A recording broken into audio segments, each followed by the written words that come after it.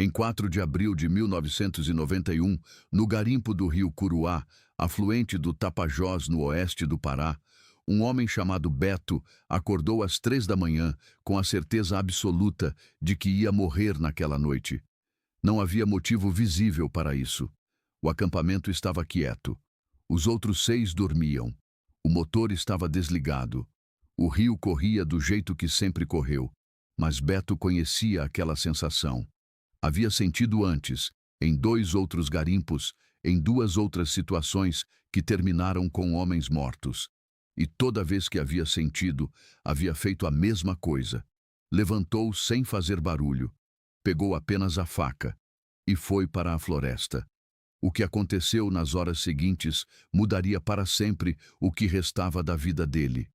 Não porque ele sobreviveu, embora tenha sobrevivido, mas pelo que foi obrigado a ver da beira da mata, enquanto os outros 6 não tinham como saber que ele estava ali. Se inscreva no canal para não perder histórias como essa e comenta aí a cidade de onde você está assistindo. O rio que ninguém queria nomear. O Curuá não aparecia nos roteiros de garimpo que circulavam nos bares de Itaituba. Não tinha nome famoso, não tinha história de grande veio, não tinha o tipo de reputação que atrai multidão. Tinha outra coisa, mais valiosa para quem sabia procurar. Tinha ouro fino, consistente, depositado em barrancos que não tinham sido tocados porque ninguém havia se dado o trabalho de chegar até ali.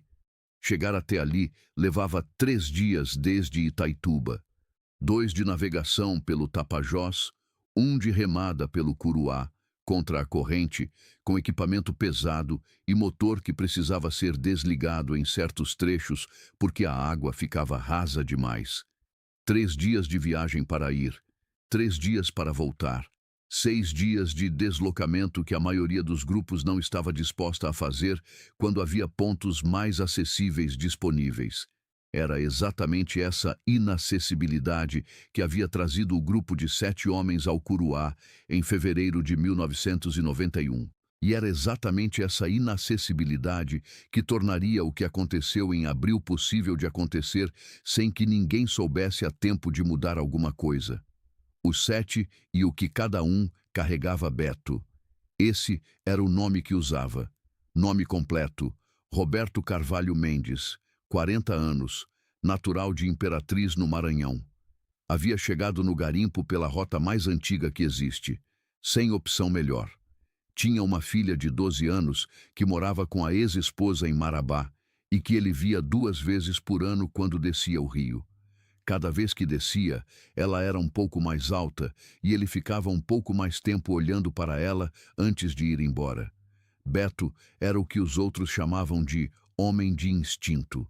Não porque fosse supersticioso, mas porque havia sobrevivido tempo suficiente em lugares perigosos para ter desenvolvido algo que a ciência chama de reconhecimento de padrão e que garimpeiro chama de sentir no osso. Ele sentia quando um lugar estava errado antes de conseguir nomear o que estava errado. E havia aprendido a respeitar esse sentimento mesmo quando não havia nenhuma evidência visível que o justificasse. Esse sentimento havia salvado a vida dele antes, estava prestes a salvar de novo. Naldo, cujo nome era Renaldo Bispo da Silva, 42 anos, era o líder do grupo. Vinha de Santarém, havia garimpado no Tapajós por 20 anos, conhecia cada afluente e cada curva do rio com a familiaridade de quem memorizou paisagem por décadas. Era calmo, metódico, do tipo que toma decisão pesando cada lado antes de falar. Os outros confiavam nele exatamente por isso. Quando Naldo dizia que um ponto era bom, era bom. Quando dizia que era hora de ir, era hora de ir. O problema era que Naldo não havia dito que era hora de ir. Havia dito mais uma semana. E essa semana ainda não havia terminado quando tudo aconteceu. Seu Afonso, 61 anos, era o mais velho do grupo por uma margem considerável. Havia chegado na Amazônia na época da borracha, havia ficado quando a borracha acabou, havia tentado roça, havia tentado pesca, havia tentado comércio e havia terminado no garimpo na casa dos 50, porque o garimpo era o único lugar que ainda pagava pela força de quem não tinha mais documento que impressionasse empregador. Tinha artrite nas mãos que piorava na chuva, mas que ele nunca mencionava. Trabalhava no ritmo que conseguia e nunca ficava devendo ao grupo. Jairo, 35 anos, de Rondônia, era rápido, forte e impulsivo de um jeito que às vezes servia e às vezes atrapalhava. Havia chegado no garimpo depois de 3 anos, tentando pecuária numa terra que não era dele e que o dono havia pedido de volta sem dar o aviso que combinara. Tinha dívida com o equipamento que havia comprado para o grupo, dívida que pagava com a produção e que havia quase zerado naquela temporada. Mais uma semana e zeraria. Esse era um dos motivos pelos quais ninguém havia insistido em ir embora antes. Marcos Fiel, 38 anos, era quem cuidava do registro da produção. Tinha um caderno onde anotava cada grama extraída, cada custo, cada divisão. Era o contador informal do grupo, o que sabia quanto cada um havia investido e quanto cada um ia receber. Quando havia discussão sobre divisão, o caderno de Marcos resolvia. Era um objeto respeitado no acampamento, quase como documento oficial. Germano e Tião eram irmãos. Germano tinha 44, Tião tinha 41. Vinham de uma família de garimpeiros do interior do Pará que havia garimpado por 3 gerações. O avô havia garimpado em Serra Pelada. O pai havia morrido de malária num igarapé do Xingu. Os 2 irmãos haviam jurado para a mãe que seriam mais cuidadosos do que o pai. A mãe havia acreditado porque precisava acreditar. 7 homens. 7 razões diferentes para estar num rio difícil de alcançar no oeste do Pará no início de 1991. E uma razão em comum que os havia mantido ali mais tempo do que o planejado. O ouro estava vindo bem demais para parar. O veio e a primeira sombra. O veio havia aparecido na 4ª semana de trabalho. Não de repente, mas de forma progressiva, como se o rio fosse revelando aos poucos o que guardava, testando se os homens tinham paciência suficiente para merecer o que havia no fundo. Naldo havia dito que era o melhor resultado que havia visto em anos. Havia dito com a contenção de quem sabe que falar alto demais sobre ouro atrai atenção indesejada. Mas havia dito: o problema com ouro bom em lugar isolado é que o isolamento que parecia proteção vira armadilha no momento que a notícia sai. E a notícia sempre sai. Não por traição necessariamente. Às vezes pelo simples fato de que homens que voltam de garimpo bom chegam diferente, compram diferente, conversam diferente. E quem está prestando atenção nos portos de Itaituba e nas beiras de rio nota essas diferenças com a precisão de quem foi treinado para notar. Alguém notou. O primeiro sinal veio numa manhã de março. Beto estava verificando uma armadilha de caça quando encontrou algo que o fez parar completamente. Na lama ao lado da armadilha havia marcas de bota. 2 pessoas, pelo menos, que haviam chegado, ficado paradas por um tempo examinando a armadilha e ido embora pelo mesmo caminho que haviam vindo. Não haviam levado nada. Não haviam destruído nada. Haviam apenas estado ali, olhado e ido embora. Beto voltou para o acampamento e contou para Naldo. Naldo disse que podia ser outro garimpeiro passando, que o Curuá tinha outros grupos mais adiante.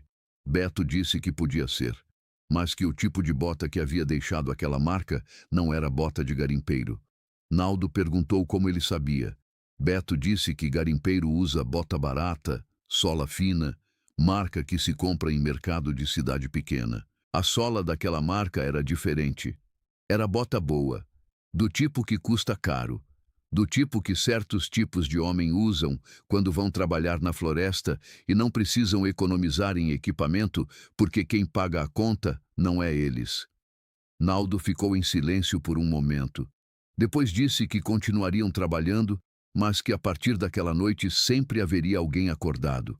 Era uma precaução razoável. Mas precaução razoável não era o suficiente para o que estava vindo.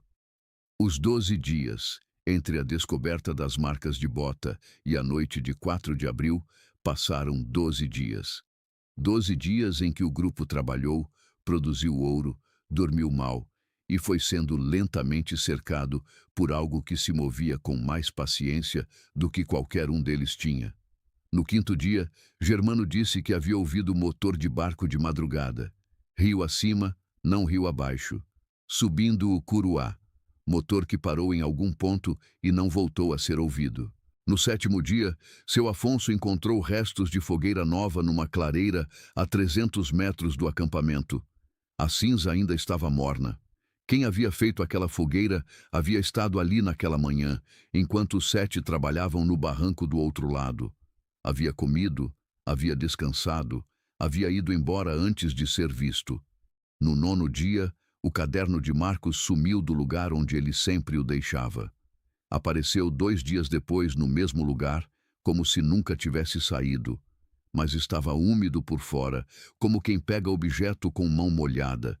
Nenhum dos 7 havia tocado nele. Alguém havia lido o caderno, havia lido os números, havia calculado quanto ouro o grupo havia extraído e havia devolvido o caderno para que os 7 não soubessem que tinham sido lidos. Esse era o detalhe que Beto achou mais perturbador de tudo. Não as marcas de bota, não o motor noturno, não a fogueira morna, o caderno devolvido. Porque caderno devolvido significava alguém que não queria ser percebido ainda, que estava esperando o momento certo, que tinha plano.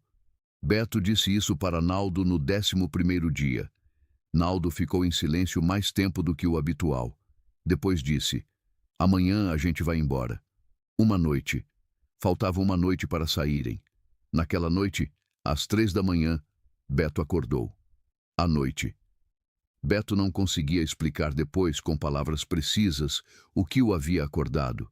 Disse que era como se o ar dentro da barraca tivesse mudado de peso, como se algo do lado de fora estivesse consumindo oxigênio que antes chegava pela fresta da lona. Ficou imóvel por alguns segundos. Ouviu a respiração dos outros, ouviu o rio, ouviu a floresta e ouviu o que não deveria estar lá. Era quase imperceptível. Um estalo seco a uns 50 metros. Depois silêncio. Depois outro estalo diferente, mais próximo. O tipo de som que galho faz quando o peso de um homem passa por cima. Beto levantou devagar. Pegou a faca que ficava pendurada na estaca da rede.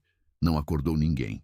Saiu pela fenda dos fundos da barraca, a mesma por onde saía quando precisava urinar sem acender lamparina. Entrou na floresta. Ficou agachado a 30 metros do acampamento, entre as raízes de uma árvore grande, completamente imóvel, e esperou. Não precisou esperar muito. Vieram pelo rio e pela trilha ao mesmo tempo. Beto contou depois. 6 homens pelo rio, desembarcando em silêncio com barco encostado na margem sem motor. 4 pela trilha, vindo da mata, com o tipo de movimento coordenado que não é de improviso. 10 homens no total, carregando o tipo de armamento que garimpeiro não carrega. Nenhuma palavra, nenhum aviso. Entraram nas barracas. O que Beto ouviu nos minutos seguintes foi o que carregou pelo resto da vida. Não gritaria, não briga prolongada, porque os 6 ainda dormiam, e porque 10 homens treinados contra 6 dormindo não é briga. É outra coisa, que tem outro nome e que termina rápido demais para que os que estão no meio consigam entender o que está acontecendo.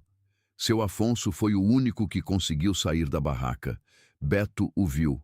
Um homem de 61 anos com artrite nas mãos, correndo descalço em direção ao rio, de camiseta, sem conseguir chegar nem na metade do caminho antes de ser alcançado.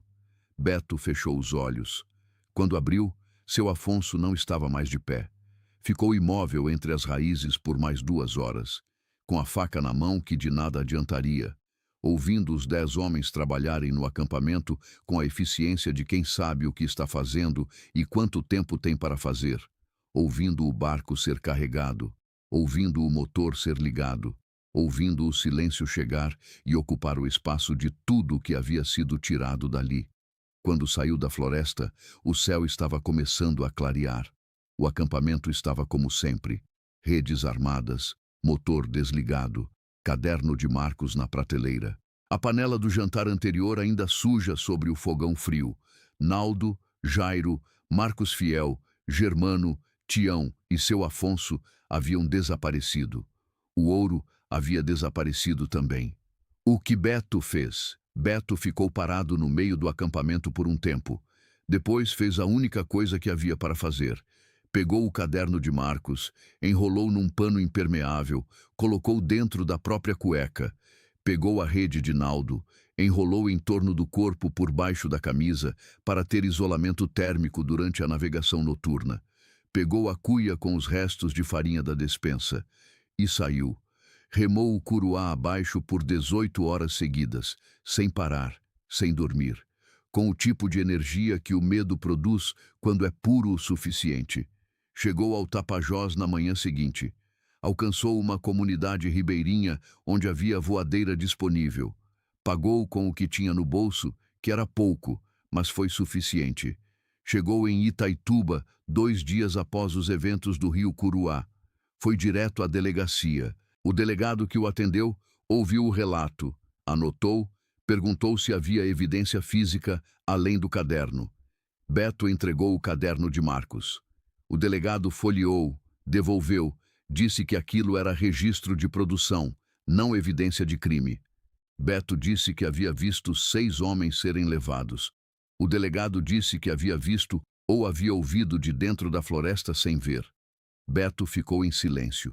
O delegado disse que registraria como desaparecimento coletivo em área de garimpo ilegal, que a área ficava em jurisdição que precisaria ser confirmada, que haveria providências dentro do prazo legal.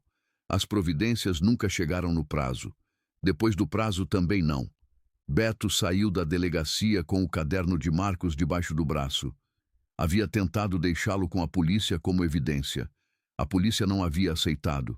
Ficou com ele por anos, sem saber o que fazer com aquilo. Um caderno que registrava o ouro que 6 homens haviam extraído e que não serviu para nada, além de mostrar a quem o havia roubado o quanto havia para roubar. Os que ficaram. A mãe de Germano e Tião era uma senhora de 72 anos que vivia numa cidade pequena do Pará. Havia perdido o marido no Xingu. Havia prometido para si mesma que não perderia os filhos do mesmo jeito. Havia pedido para eles pararem com o garimpo mais de uma vez. Quando os 2 não voltaram, foi à delegacia mais próxima. Disseram que o caso estava com a delegacia de Itaituba. Foi a Itaituba. Disseram que estava em análise. Voltou 3 vezes. Na terceira, um agente disse que o caso havia sido encaminhado para Belém por questão de jurisdição. Em Belém, ninguém sabia de nada. A senhora voltou para casa. Sentou na cadeira da varanda, onde ficava toda a tarde esperando, e não saiu mais dali do que o necessário pelos anos que seguiram. Os vizinhos diziam que ela havia envelhecido de repente depois daquilo, que era como se os 2 nomes que ela repetia às vezes em voz baixa, enquanto balançava na cadeira, fossem a única coisa que a mantinha presente. Germano, Tião, Germano, Tião. A filha de 12 anos de Beto cresceu. Virou adolescente, virou adulta, virou mãe ela mesma. Em nenhum momento o pai contou para ela o que havia acontecido no Curuá. Não porque queria esconder, mas porque cada vez que tentava começar, o começo não saía. Havia uma parede entre o que havia vivido e a capacidade de transformar aquilo em palavras para outra pessoa ouvir. A filha soube por partes, ao longo dos anos, por fragmentos que escapavam em momentos de descuido. Soube que ele havia estado num garimpo onde algo havia acontecido. Soube que havia sobrevivido quando outros não haviam. Soube que aquilo havia deixado uma marca que não cicatrizava. Nunca soube o nome dos 6. Nunca soube o que havia acontecido com eles depois de serem levados. Nunca soube se os corpos tinham chegado a algum lugar ou se haviam ficado no rio. Essa é a herança específica que casos como esse produzem. Não apenas a perda incompleta, a impossibilidade de fechar porque nunca há ponto final, apenas reticências que se estendem indefinidamente. O caderno. O caderno de Marcos Fiel foi entregue por Beto a um pesquisador em 2003, 12 anos depois dos acontecimentos do Curuá. Beto havia guardado o objeto por mais de uma década, sem conseguir jogar fora e sem conseguir entregar a ninguém que pudesse fazer algo útil com ele. O pesquisador era o mesmo que havia trabalhado com fragmentos de outros casos de garimpo dos anos 90. Quando viu o caderno, entendeu imediatamente o que tinha nas mãos, não como evidência jurídica, que não serviria mais para nada, mas como documento humano. As anotações de Marcos eram precisas e impessoais. Gramas, datas, divisões, custos. O tipo de registro que revela quem era o homem pelo que escolhia registrar. Marcos havia confiado nos números. Havia acreditado que se os números estivessem certos, tudo o mais se resolveria. Os números estavam certos. Não resolveu nada. Na última página com anotação, com data de 2 dias antes da noite em que tudo aconteceu, Marcos havia escrito os totais da temporada. Do lado dos totais, havia escrito em letras pequenas uma frase que não era contábil. Havia escrito: "Se isso aqui chegar em Belém, a gente pode parar de dever." Não chegou em Belém. Chegou às mãos de um pesquisador em 2003 e foi digitalizado e arquivado numa coleção de documentos sobre trabalhadores desaparecidos na Amazônia. Serve de pouco, mas serve de algo. Porque enquanto existir, Marcos Fiel existiu. Enquanto a letra dele estiver preservada num arquivo em algum lugar, o homem que escreveu aquela letra não desapareceu completamente.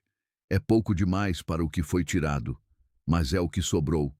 O que o Curuá prova. O que aconteceu no rio Curuá, em abril de 1991, não era novidade no contexto amazônico daquele período. Era padrão. Garimpeiros que encontravam ouro em área de interesse de grupos que operavam fora de qualquer lei, que eram monitorados com mais cuidado do que percebiam, que eram alcançados no momento que o grupo avaliava como oportuno e que desapareciam de formas que raramente resultavam em investigação séria. O elemento que torna o caso do Curuá diferente é Beto. É a existência de um sobrevivente que viu, que foi à delegacia com o caderno na mão e o relato completo, e que mesmo assim não produziu nenhuma consequência. Isso é o que esse caso prova, mais do que qualquer outra coisa. Não é que o crime perfeito existe, é que em certos contextos, com certas vítimas, não é preciso crime perfeito. É suficiente que as vítimas sejam invisíveis o bastante para que o crime não precise ser perfeito. Pode deixar testemunha. Pode deixar caderno, pode deixar relato formal em delegacia. Ainda assim, não resulta em investigação, porque o sistema não foi construído para responder a garimpeiros pobres de rios difíceis de alcançar. Beto morreu em 2009 de problemas cardíacos. Tinha 58 anos. Na certidão de óbito dele, não há nenhuma menção ao Curuá. Não há nada que indique que ele foi o único sobrevivente de um massacre em garimpo ilegal no Pará. Há apenas um nome, uma data de nascimento, uma data de morte. O espaço entre as duas datas contém o Curuá. Contém as 2 horas entre as raízes de uma árvore com uma faca na mão que de nada adiantaria. Contém a filha de 12 anos que virou adulta sem saber completamente o que o pai havia carregado. Contém o caderno de Marcos, que ficou debaixo da cueca durante 18 horas de remada rio abaixo. Naldo, Jairo, Marcos Fiel, Germano, Tião, seu Afonso. 6 homens que foram para o Curuá porque precisavam e que não voltaram porque alguém decidiu que o ouro que haviam encontrado valia mais do que as 6 vidas que estavam em cima dele. Essa decisão nunca foi julgada. Quem a tomou nunca foi identificado formalmente. O ouro foi vendido, diluído em algum circuito que transforma metal extraído ilegalmente em valor legítimo, e desapareceu no mundo como sempre desaparece. Os 6 ficaram no Curuá, e o Curuá seguiu correndo em direção ao Tapajós como se nada tivesse acontecido nas suas margens, porque para o rio nada aconteceu. Para as famílias que ficaram esperando, tudo aconteceu. E continua acontecendo todo dia que passa sem resposta. Se inscreva no canal. Comente de qual cidade você está assistindo. Porque o silêncio que protegeu quem fez isso no Curuá é o mesmo silêncio que permitiu que acontecesse em outros rios, em outros anos, com outros nomes. E vai continuar permitindo enquanto ninguém se incomodar o suficiente para quebrá-lo.